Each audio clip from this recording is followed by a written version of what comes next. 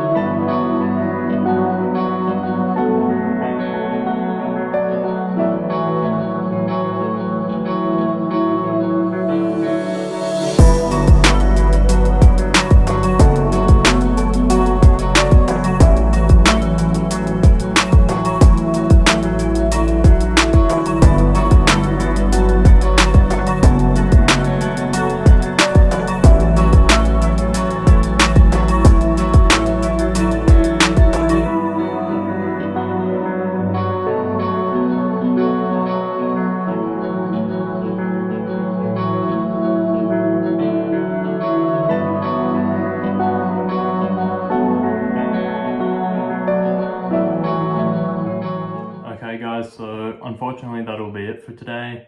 Sorry I couldn't put more in there, I've just been a bit limited on time and all. However,